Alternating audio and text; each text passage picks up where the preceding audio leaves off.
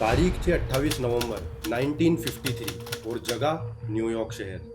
रात के अंधेरे में स्टैटलर होटल की 13वीं मंजिल से एक आदमी नीचे गिरता है, जिसकी मौके पर ही मौत हो जाती है। पुलिस आती है, सीआईए के कुछ अधिकारी आते हैं और फाइल पर सिर्फ एक ही वर्ड लिखा जाता है, सुसाइड।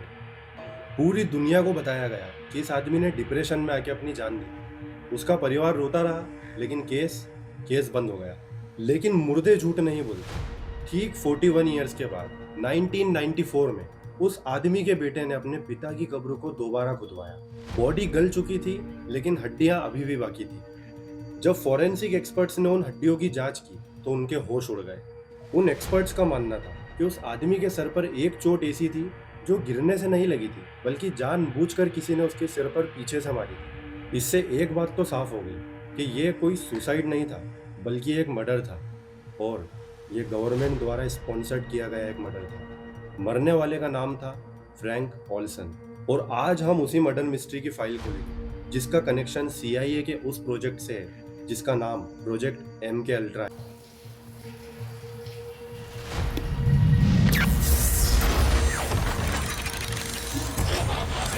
फ्रैंक ओल्सन कोई आम आदमी नहीं थे। वो एक ब्रिलियंट साइंटिस्ट थे जो अपने देश अमेरिका के लिए काम कर रहे थे। वो सीआईए की एक टॉप सीक्रेट डिवीजन में थे। उन्हें अंदाजा भी नहीं था कि जिस देश के लिए और जिस एजेंसी के लिए वो काम कर रहे हैं, एक टाइम बाद वही एजेंसी और वही देश उन्हें अपना गिनी पिग यानी कि प्रयोग का चूहा बना लेंगे। कहानी में एंट्री होती है एक विलेन की, जिसका नाम था सिडनी गोतलिब, सीआईए का पॉइजनर इन चीफ। गोतलिब का यह मानना था कि अगर हमें सोवियत यूनियन को हराना है, जो कि आज के समय का रूस है, तो हमें इंसानी माइंड पे कंट्रोल करना सीखना होगा। और इसके लिए उसने एक पूरा प्लान तैयार किया था। उस प्लान में उन्हें जरूरत थी जिंदा इंसानों की, जिस पर वो अपने जहरीले ड्रग्स का इस्तेमाल कर सके और उनसे एक्सपेरिमेंट्स कर सके।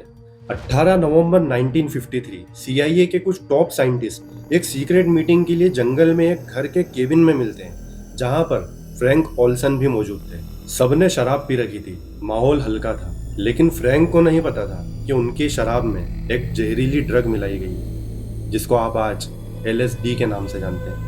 LSD एक ऐसा ड्रग होता है जो इंसान को हेलुसिनेशन की दुनिया में लेके जाता है। हेलुसिनेशन वो कंडीशन होती है जहां इंसान को वो चीजें भी महसूस होती है जिनका रियल में कोई एग्जिस्टेंस ही नहीं होता है। अगले कुछ घंटों तक फ्रैंक ने जैसे कोई नर्क देख लिया हो। उन्हें पता ही नहीं चल रहा था कि उनके साथ में क्या हो रहा है। बाकी लोग उन्हें देख रहे थे, अपने नोट्स बना रहे थे। फ्रैंक को पता ही नहीं था कि उनके साथ में क्या हो रहा है। फ्रैंक सिर्फ एक एक्सपेरिमेंट थे। जब नशा उतरा तो फ्रैंक वो इंसान नहीं थे जो वो पहले हुआ करते थे। वो अंदर से टूट चुके थे और उन्हें एहसास हो गया था कि उनकी खुद की सरकारी एजेंसी सीआईए ने उनके साथ एक बहुत बड़ा धोखा किया है। उन्होंने घर जाकर अपनी पत्नी से कहा कि मैंने बहुत बड़ी गलती कर दी है और मैं नौकरी छोड़ना चाहता हूँ। सीआईए को ये बात पता चल गई थी कि फ्रैंक ओल्सन अब उनके लिए एक खतरा बन चुके हैं। हो सकता है कि वो उनके सारे राज पूरी दुनिया को बता दें, और इसीलिए फ्रैंक ओल्सन को खामोश करना बहुत जरूरी था। लेकिन फ्रैंक ओल्सन तो सिर्फ एक ही नाम था। MK अल्ट्रा की लिस्ट में ऐसे हजारों नाम थे। सीआईए ने सिर्फ अपने ही लोगों को नहीं, बल्कि आम जनता को भी अपना शिकार बनाया। कनाडा के एक अस्पताल में डॉक्टर इवैन कैमरून ने डिप्रेशन के मरीजों का इलाज करने के नाम पर उनकी पूरी याददाश्त मिटाने की कोशिश की। मरीजों को महीनों तक कोमा में रखा जाता, उन्हें एक ही टेप रिकॉर्डिंग हजारों बार सुनाई जाती।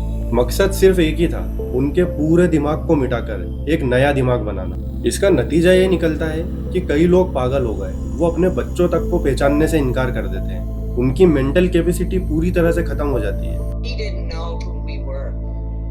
He didn't know we were his daughters. He lost his job. We went into poverty after he came out. 1973 में जब अमेरिका में वाटरगेट स्कैंडल हुआ तो सीआईए के डायरेक्टर रिचर्ड हेल्म्स पूरी तरह से डर गए। उन्हें लगा कि अब जांच एजेंसियां उन तक पहुंच जाएंगी। उन्होंने ऑर्डर दिया कि MK अल्ट्रा प्रोजेक्ट के सारे सबूत मिटा दिए जाएं।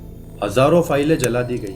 फ्रैंक ओल्सन की मौत का राज भी उन्हीं फाइलों के साथ जल गया। लेकिन कहते हैं ना कि जुर्म अपना निशान छोड़ ही देता है। 1977 में एक क्लर्क को एक गोदाम में कुछ फाइलें मिलती हैं। ये फाइनेंशियल रिकॉर्ड्स थे। इसमें लिखा था कि सीआईए ने LSD खरीदने के लिए कितने पैसे खर्च किए और किन किन लोगों को पैसे दिए। यहीं से वो धागा मिला जिससे पूरे MK अल्ट्रा प्रोजेक्ट की रजाई उधड़ गई।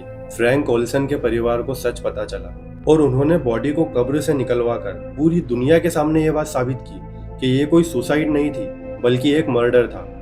MK अल्ट्रा की कहानी हमें एक चीज बताती है कि पावर में बैठे हुए लोग अपने मतलब के लिए किस हद तक गिर सकते हैं। CIA कहती है कि ये प्रोजेक्ट पूरी तरह से बंद हो चुका है, लेकिन आज जब हमारे हाथों में एक स्क्रीन है जो 24 घंटे हमारे इमोशंस को कंट्रोल करती है और जब AI हमारे दिमाग को पढ़ने का दावा कर रहा है, तो क्या सच में उन्हें अब LSD की जरूरत है या फिर आपके मोबाइल की स्क्रीन ही काफी है? हो सकता है कि माइंड कंट्रोल का तरीका अब बदल गया है। फ्रैंक ओल्सन की कहानी आपको कैसी लगी? क्या आपको लगता है कि आज भी ऐसे प्रोजेक्ट चल रहे हैं? और अगर हाँ, तो कमेंट में अपनी राय जरूर दें। और ऐसी ही और मिस्टीरियस कहानियां जानने के लिए मेरे चैनल को सब्सक्राइब करना ना भूलें। तब तक के लिए मिलता हूँ आपसे अगली वीडियो में।